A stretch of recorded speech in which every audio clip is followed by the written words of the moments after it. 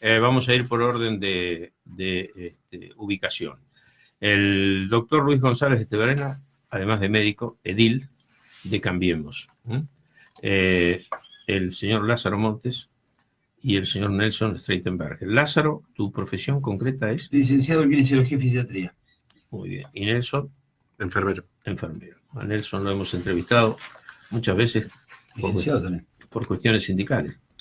Licenciado también. Licenciado también, sí. Bueno, estamos entre licenciados y doctores. Bueno, yo soy martillero y corredor público, así que guarda. Tampoco nos vamos a achicar. Matías, ¿usted qué es? Profesor de música, piano y órgano. Bueno, somos todos profesionales. Bueno, no, me gustaba aclararlo porque la enfermería es algo que va para adelante y hoy es carrera de licenciatura y tenemos muchos de empleo inglés. Sí, señor. Y está buenísimo. Muy bien. Bueno, vamos a empezar por Luis, que lo tenemos a la derecha. Semana de la Salud. ¿Es más o menos así la convocatoria? Bueno, no, sí, lo que se está intentando desde el hospital y de la Secretaría de Salud es hacer la promoción de la salud y los días y las semanas referidas a una u otra enfermedad, tratar de ir y hacer un poco de promoción en la salud, porque bueno, está comprobado de que el conocimiento y la promoción de la salud genera una mayor calidad y una mejor expectativa de vida. Y bueno, y en la semana, el lunes fue el Día Mundial del Accidente Cerebrovascular, y bueno, un poco las actividades que teníamos programadas porque llovió no las pudimos cumplir, pero una de las cosas que queríamos era poner en la agenda de la gente la temática del accidente cerebrovascular. La gente debería saber qué es el accidente cerebrovascular. Es en las últimas 3 décadas una enfermedad que se ha triplicado, ha generado un aumento enorme, sideral en gastos médicos, no solamente en el tratamiento agudo, sino básicamente había muchos pacientes que se morían inmediatamente después del accidente cerebrovascular, y ahora por el conocimiento y también por el trabajo profesional sobreviven a ese evento agudo y bueno, entonces ha tomado un auge y una implicancia médico-social tan importante que bueno, que es una preocupación de todos los sistemas sanitarios en el mundo. Digamos que el accidente cerebrovascular es el epítome, pero para llegar a eso hubo una serie de cuestiones de la prevención. Totalmente. En la que tienen que ver los dos profesionales que nos acompañan también y bastante, ¿no? Exactamente. A ver, básicamente es el accidente cerebrovascular, el 80-85% son isquémicos, que quiere decir que una pequeña arteria del cerebro se tapó, o por una embolia, o por un ateroma, y el 15 o el 20% son hemorrágicos. Las dos causas de accidente cerebrovascular, tanto el hemorrágico como el isquémico, los factores de comorbilidad, o sea, los causales, es el estilo de vida. Y en eso tiene que ver la actividad física, la dieta, el control de la hipertensión, el control de la diabetes. Y nosotros, en todas estas cuestiones, como en las demás cuestiones, somos crónicamente transgresores. Una dieta sin sal es una dieta casi sin sal, una dieta sin azúcar es casi una dieta sin azúcar. Y dentro de los países que hacen controles, somos dentro de esos países los que menos controles hacemos. ¿Por qué? Porque le decimos a la gente coma sin sal, y cuando le preguntás, ¿usted come con pan? El pan tiene sal. Bueno, y ahí empieza a haber una serie de alteraciones que después llevan al final de la película, que es el accidente cerebrovascular, que no solamente es un problema terapéutico mundial y para la Argentina y para Pringles enorme, sino también la implicancia que tiene para la familia y para el mismo paciente.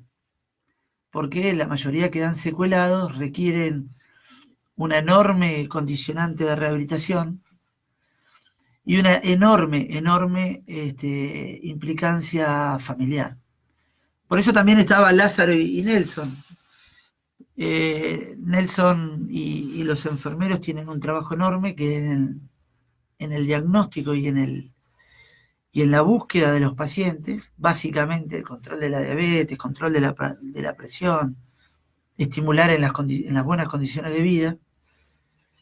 Los enfermeros tienen que trabajar enormemente en sacar ese mito de que la presión, mi presión, no, nadie tiene su presión. La presión máxima es 130 o 13, y la presión, esa es la sistólica, y la diastólica es 90. Por encima de eso es hipertenso, y hay que tratarlo. Y también para eso está Lázaro, porque en la prevención terciaria, o sea, la rehabilitación, es fundamental y se hace en agudo, o sea, en las primeras 24 horas de acontecido el accidente cerebrovascular hay que empezar a trabajar. Y bueno, de eso se trata, llevar un poco la preocupación, el trabajo y mejorar la calidad de la gente. Lázaro, buen día, ¿cómo estás? Buen día. ¿Cómo empieza a interactuar tu profesión cuando, como decía Luis, se produce este evento? Bueno, por eso está bueno también que intervengamos nosotros en eso.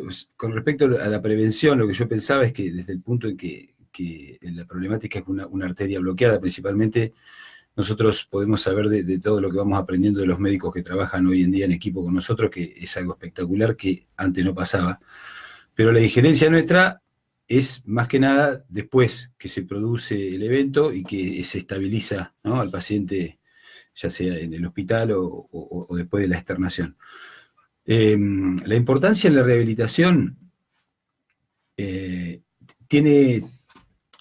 Los dos primeros meses son cruciales, ¿no? Porque el evento en sí mismo deja una parte que es una lesión necrótica, donde hay muerte celular, que eso no va, el sistema nervioso cuando se lesiona de esta manera no va a poder recuperar, va a dejar cierta secuela, pero todo el evento genera un edema, una inflamación alrededor, ¿no es cierto?, que mientras el médico va tratándolo con toda su terapia de medicamento o lo que sea a partir de que se interna hasta que se sale de la internación, esa inflamación va reduciendo poco a poco y ahí hay muchas posibilidades de recuperar secuelas que, si no se estimula con protocolos, con tratamientos de rehabilitación que están escritos, ¿no?, e investigados, y que lo hace el kinesiólogo, cualquier persona que se dedica a la rehabilitación, esa secuela queda, ¿sí?, y teniendo la posibilidad de ser recuperada. Principalmente la idea es sacar un poco ese mito de que con el masaje se recupera la fuerza y el movimiento. No es tanto cuestión de masaje, el masaje está bueno, lo puede hacer cualquiera, no necesariamente un kinesiólogo, pero acá hay que tener en cuenta ciertas cuestiones que van sucediendo en estos eventos, etapas por las que va pasando el paciente, que las sabe el kinesiólogo, que trabaja por derivación médica, ¿no? Una vez producido este evento, el médico indica la rehabilitación, y es él quien puede, no solamente con la intervención manual, ¿no?, porque en un principio cuando el paciente está en terapia o cuando recién sale de la internación, ¿no?, con una debilidad extrema, o sea, está muy frágil, y no es cuestión de intervenir físicamente y de forma intensa, sino informar mucho sobre estas cuestiones a la familia y al familiar, al paciente en sí mismo, si tiene posibilidad de razonar y comprender cuáles son los pasos a seguir, que, como todo, siempre es con paciencia, ¿no? Hay que darle tiempo. Esa es la injerencia principalmente en la kinesiología. Nelson, buen día, ¿cómo estás? Hola, buen día, ¿cómo estás? Decía recién Luis que de pronto no es que uno tenga una presión específica particular, sino que la presión es la presión y que vulnerando determinados parámetros estamos en zona de riesgo. A través de tu experiencia, el paciente es consciente de esta situación en términos generales o es consciente cuando el médico se lo reclama y luego empieza a relajarse? No, conciencia de esto no tiene, estamos llenos de mitos y somos nosotros los encargados de empezar un poco a cambiar el paradigma de la salud. Principalmente a nosotros nos toca hoy la salud de Coronel Pringles. A través de mi profesión, lo que deberíamos hacer más hincapié, que es lo que nos hemos propuesto a través de la dirección del hospital y la Secretaría de Salud, de sacar el hospital a la calle y comenzar a derribar estos mitos a través de la prevención. Informando, educando a la población, concientizando de cuáles son las pautas de alerta, las cosas que deben y las que no deben hacer y ante qué situaciones la gente debe preocuparse o asistir a su médico de cabecera para hacer una consulta. Hasta hace no mucho tiempo atrás, el personal de enfermería era un personal auxiliar, digamos, que no tenía una gran jerarquización, tenía una gran práctica, era un factor coadyuvante, pero hoy se está jerarquizando tu profesión, tu carrera. ¿Crees que estamos en una etapa todavía para mejorar mucho?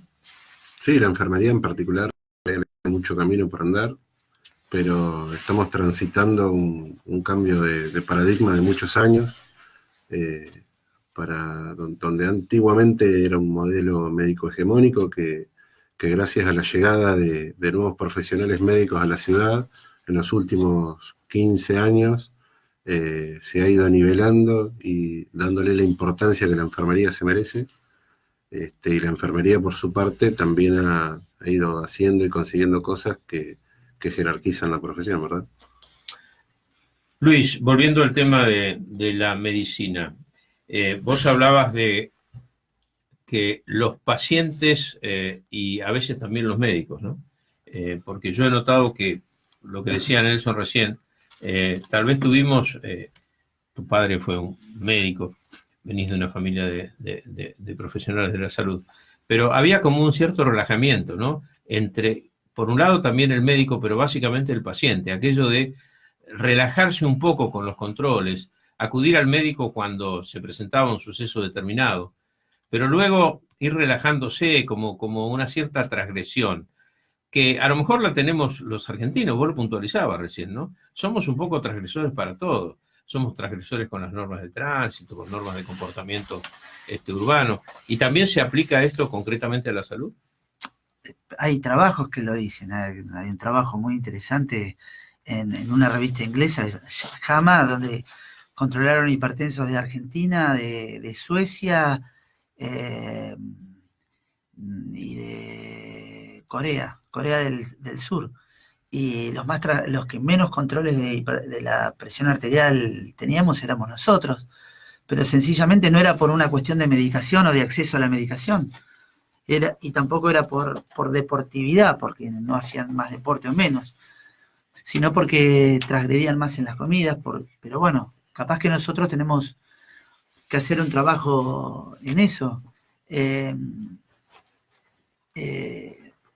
Hay un trabajo también hace muchísimos años, en la década del 70, sobre 10.000 pacientes, de forma aleatoria dividieron 5.000 de un lado y 5.000 del otro, y a 5.000 pacientes les dijeron, a ustedes no les dieron medicación, les dieron una medicación, placebo. Un placebo, Uh-huh. pero lo mandaron a hacer actividad física y dieta.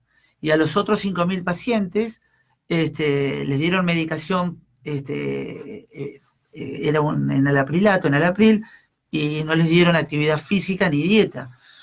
Y paradojalmente los que mejor controlaron la presión arterial eran los que hacían una dieta y actividad física. Quiere decir que era más, y es más importante la dieta y la actividad física que la medicación. Si a eso le sumás dieta, actividad física y medicación, tenés la tríada perfecta.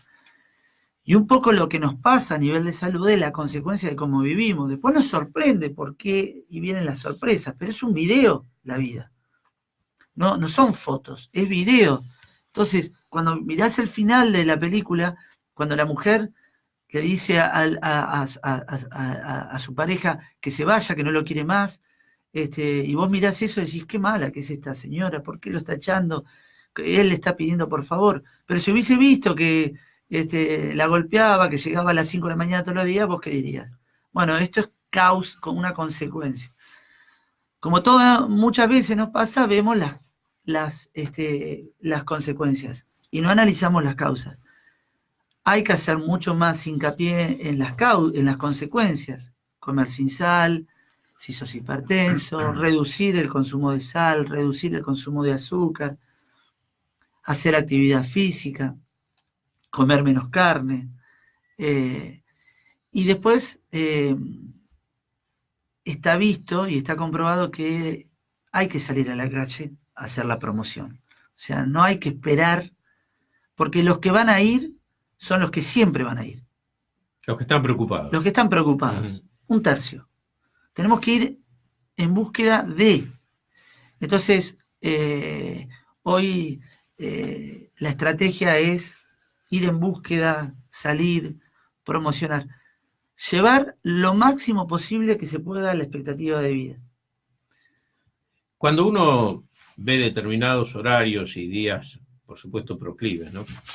Hemos tenido días de lluvia y días de viento, frío, pero en general la gente ha transitado mucho más el camino de la caminata y demás. Sorprende a veces ver la cantidad de gente, digo, por decir algo, en el Paseo de la Virgen, pero también por otros lugares, ¿no? Esto ustedes lo notan como una consecuencia de promoción, la gente te lo cuenta, cuando te va a ver te dice, doctor, estoy caminando mucho más. Es notable la conciencia, porque hay mucha gente que lo pone en práctica, pero hay otro tanto que no lo puede por diferentes causas, o porque no tiene apego, o porque no tiene constancia, pero que sabe que debería hacerlo. Ese es el primer paso. La culpa por no hacerlo es algo muy importante y que nosotros tratamos de inculcar. Digamos, bueno, si te sentís incompleto, trata de llevarlo a cabo. Por supuesto, si uno piensa que la expectativa de vida en 1900 era de 52 años, 1900. Sí, que para términos históricos, para la vida de una persona es un montón, pero para términos históricos no es tanto tiempo. 2 generaciones y media. Uh-huh. Es enorme lo que se está avanzando. Y también es mucho más, cuando uno ve las estadísticas, es mucho más importante el gasto, el beneficio. Si utilizás los recursos en prevención que en rehabilitación, ponele, con Lázaro. O sea, sí, por un lado rehabilitación y por el otro lado los que se fueron, ¿no? Los que se fueron. El gasto es, tenemos que trabajar y tenemos que ir en búsqueda de. Un poco en lo que, para que la gente lo entienda, es el gasto en vacunación. El gasto en vacunación es enorme, pero no es un gasto, es una inversión.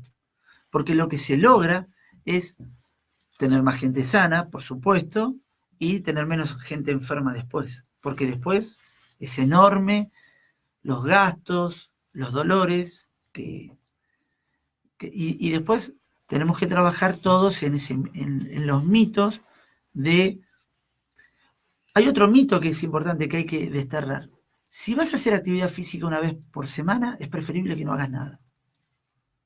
Es preferible que no, porque no te ayuda en nada a nivel de salud, pero sí te agrega un factor que ese día puedas tener un accidente cerebrovascular o un accidente coronario.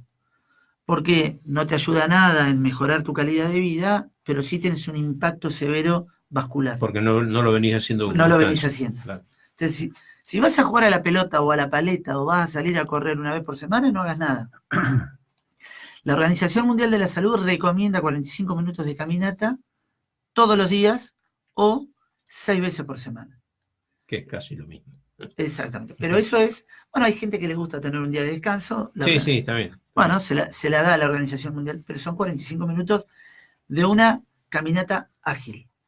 Eso también es importante. Ágil. O sea, caminar de manera... A un cierto ritmo. Uh-huh. Quisiera agregar algo, porque habías preguntado si era causa de la promoción, ¿no? Que se ve tanta gente porque antes no pasaba esto, ¿no? Tanta gente que se acopla al running y a caminar y a la vida sana. Sin duda que es algo muy fácil de promocionar porque es algo súper beneficioso. De hecho, los que hemos tenido oportunidad de experimentarlo, yo ahora no estoy corriendo y haciendo la actividad que hacía antes, pero tiene algo que una vez que empezás a hacerlo, a practicarlo, es como que después te lo pide el mismo cuerpo, ¿no? Es no sé cómo definirlo. Sí, generás casi una necesidad. Claro, lo que quisiera, no sé, por ahí lo puede ampliar Luis, pero ¿por qué sería beneficioso la actividad física para la prevención de estos eventos? Principalmente el ejercicio le da ejercicio al sistema circulatorio, a las arterias, ¿no? Hace que suba y baje la presión, y eso permite que se autorregule mejor, ¿no es cierto? Y por otro lado, también el tema de utilizar todo el parénquima pulmonar, que en el sedentarismo no suele suceder así. A ver, por supuesto que fisiológicamente hay un montón de cosas que son técnicas que por ahí la gente no lo va a entender, pero sí hay una cuestión que es que las personas que hacen actividad física tienen una mejor performance circulatoria, y desde el punto de vista orgánico es enorme las cosas que uno podría decir, pero también lo que genera la actividad física es algo que está relacionado con la cuestión mental o cerebral. El ser humano está preparado genéticamente para hacer actividad física. Después el auto, el caballo, eso son argucias. Algunos dicen que la rueda rompió el equilibrio. Exactamente. Hay algo que rompió el equilibrio, pero nosotros estamos preparados para correr, o para caminar y para correr, desde que somos seres humanos. Es más, nosotros tenemos una ventaja con los demás animales, una sola. Nosotros somos los únicos que no nos cansamos. Somos los únicos que podemos estar corriendo 42 kilómetros, porque autorregulamos nuestra temperatura. Somos los únicos. Todos los demás animales se cansan. Sí, porque corren intensamente un tramo y después se agotan. Chita nos va a ganar en velocidad, pero no en resistencia. Nadie nos gana en resistencia. Y nosotros desde épocas inmemoriales hemos corrido para cazar, para comer, para parearnos, para huir. Está en nuestros genes eso. A algunos les cuesta más y a otros les cuesta menos. Pero cuando encontraste en tu genética que la capacidad física vos la tenés, porque está en tu ADN, te genera una liberación endorfínica que se puede medir, que es enorme. Todos tenemos que encontrarlo. Eso, a ver, la expectativa de vida en el mundo no la cambió la investigación en el cáncer, ni en la investigación, ni las rutas inteligentes, ni las autovías, ni la disminución de los accidentes en aviones. Lo cambió, básicamente, la actividad física, recuperar la actividad física, el acceso a la salud y la prevención primaria, la vacunación, las protecciones en accidentes domésticos, en accidentes laborales, y eso cambió el paradigma. Por eso hay que seguir trabajando en eso. Luis, hasta ahora no hablamos de un tema que me parece crucial, ¿no? Que también es importante porque hay una evolución en los consumos del ser humano. Comer frutas, comer verduras, dejar de comer carne en exceso, que fue una de las caras. Los argentinos éramos los comedores de tumba, ¿no? En la historia. Totalmente. El gaucho no tenía otra forma. Traje así que cuando salía de grandes travesías llevaba el charque, ¿no? Que era la carne salada. Es decir, mirá qué combo, ¿no? No podíamos clorar el agua, entonces se tomaba vino. Se tomaba vino, claro. Entonces digo, también los hábitos alimenticios han hecho un aporte significativo, ¿no? Bueno, las últimas grandes enfermedades que han alterado el equilibrio han sido secundarias a la comida, a la carne o a comer carne, ¿no? Desde la gripe aviar, bueno, las últimas grandes epidemias han estado relacionadas. Hay que tener un equilibrio también porque la carne nos da hierro y nos da un montón de cosas, pero bueno, es el equilibrio tan difícil, ¿no? De encontrar. Pero es evidente que la salud está relacionada con los hábitos. Nelson, para ir cerrando esta charla, el médico a veces tiene contacto con el paciente 5 minutos, 10 minutos, y ustedes, los enfermeros, tienen una continuidad de conexión con el enfermo, con el paciente. ¿En qué puede influir que ustedes se capaciten, que cada día tengan, desde el punto de vista profesional, más conciencia de la importancia que tiene esa cercanía y todo lo que pueden ustedes aportar? Bien, en la salud se dice que el médico es presencia y la enfermería es permanencia, debido a esto que vos decías. Estamos presentes las 24 horas de todos los días del año.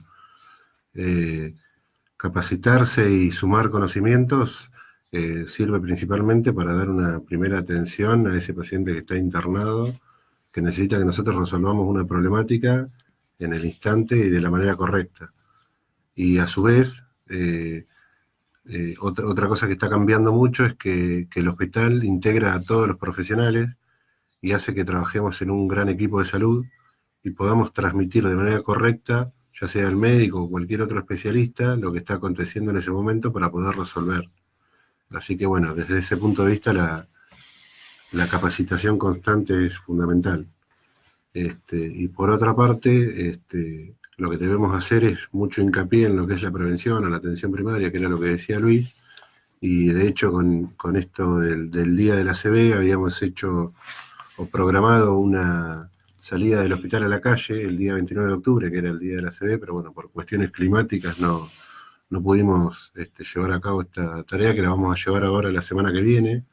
Estamos organizando tomar la presión y dar todo esto que estuvimos charlando acá a la gente en diferentes lugares de la ciudad, desde lunes, martes, miércoles y jueves de la semana que viene, e incluso el domingo en tranqueras abiertas en la Escuela Agrotécnica. Así que bueno, si no nos capacitaríamos constantemente, no podríamos llevar a cabo todas estas tareas y todas estas funciones que en esta oportunidad es el servicio de enfermería quien sale a la calle a hacer algo, pero que bueno, como te decía antes, somos un equipo multidisciplinario de salud que hace que la salud de Pringles, o trata al menos, vaya para adelante. ¿Algo más para agregar, doctor Luis González? No, con eso, con respecto al tema de enfermería, el pilar de la atención hospitalaria, del sistema sanitario hospitalario en el mundo, son los enfermeros. Ellos son el pilar básico y bueno, hemos ayudado entre todos a mejorar ese pilar, ¿no? A hacerlo más sólido. Empezó, ya no, es imparable eso. Así que bueno, no, y con respecto a, ahora vienen los días lindos, vamos a estar presentes, vamos a tratar de trabajar y de llevar un poco la prevención a la gente, y vamos a salir, vamos a ir con el proyecto que se puso la Dirección de Salud y la Dirección del Hospital y la Secretaría de Salud de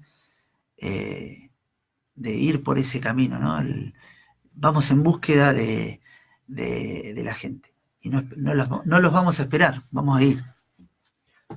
Muy bien. Yo quisiera destacar un poquito eso que decía Nelson recién, que nosotros siempre nos formamos con lo del trabajo interdisciplinario, que en su momento, por lo menos en la época que yo me recibí, parecía una quimera, y hoy es posible, es real, la apertura del médico, la forma de pensar. No es que los médicos de antes fueran malos, sino que hoy es muy abierto todo y permite que trabajemos así, de esta manera, como estamos acá sentados. Lo hicimos hace un ratito en el hospital, en una reunión donde estábamos todos profesionales, no profesionales, toda gente del hospital, y eso entusiasma mucho, y en definitiva es algo que beneficia a la población, porque estamos todos comunicados y por supuesto que siempre guiados por el médico. Digo, desde parte de la kinesiología, como dice él, el médico manda 10 sesiones al kinesiólogo, pero no para que lo curemos en la 2, en la 7 o en la 9, sino que es un aprendizaje que el médico en una consulta no puede enseñarle. Cada patología es un mundo y nosotros tenemos ese deber, ¿no? De ir enseñándole al paciente. No somos quienes lo vamos a curar necesariamente. O sea, eso del trabajo interdisciplinario que hoy es real y hoy lo palpamos, acá en Pringles está buenísimo y la población está bueno que lo sepa. Muy bien, gracias por la visita. Gracias. Esperemos haber sido un vaso conductor para que la gente se vaya informando y vaya... Es que ustedes tienen una función importantísima. Los comunicadores tienen una penetración y uno puede y entra muchas veces hasta sin permiso en la casa de la gente y cómo informa y lo que informa es muy importante. Muy bien, señores, gracias por la visita. Nos vamos a una pausa, desalojamos el estudio y seguimos hasta las 11, que queda poco. Despertar.